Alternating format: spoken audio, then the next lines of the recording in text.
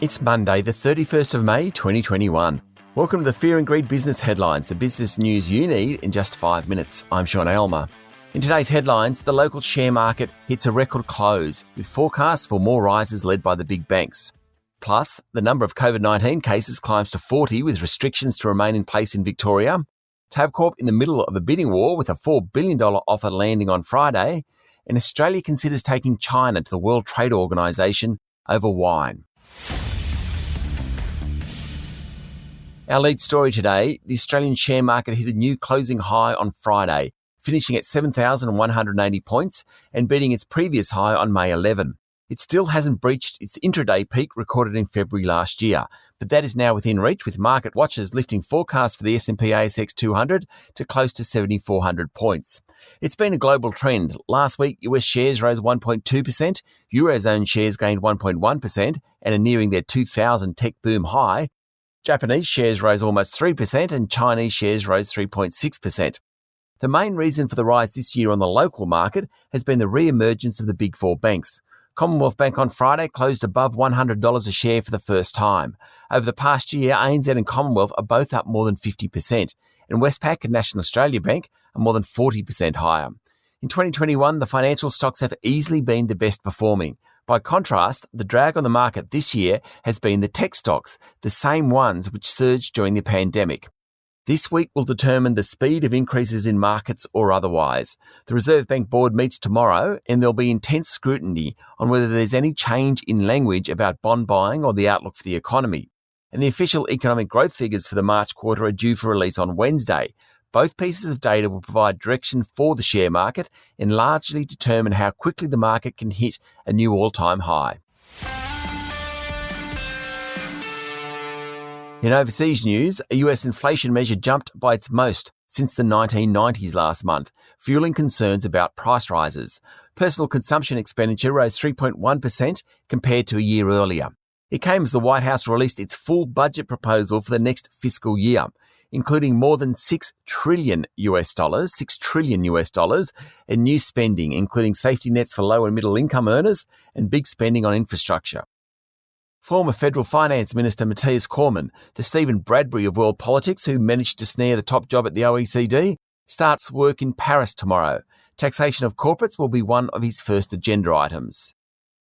Vietnamese authorities have detected a new coronavirus variant, which is a mix of the Indian and UK COVID-19 infections and spreads quickly through the air. Vietnam has had a surge in cases in recent weeks, having previously done a pretty good job containing the virus. And the sell-off in cryptocurrencies continued over the weekend, with Bitcoin at one point falling below $36,000 a unit before recovering slightly. Bitcoin is down more than 40% over the past 6 weeks. Locally, the number of public sites in Victoria exposed to COVID-19 has hit 210, and the government has identified more than 15,000 people who are required to quarantine or test and self-isolate until receiving a negative result. There have been 40 confirmed cases in Victoria in the past week, and there's no indication of when restrictions will be lifted. The Victorian Labor government has criticised the federal government for a lack of support, but yesterday Prime Minister Scott Morrison hit back, saying Canberra had put $45 billion into COVID support for the state. The lockdown in Victoria certainly affected auction clearance rates, with the Melbourne rate falling from 78% to 73%. In Sydney, the clearance rate was 81%, up from 80% last weekend. BetMakers has made a $4 billion cash and scrip bid for Tabcorp's wagering division, even though it's about 1/10 the size of the gaming market leader.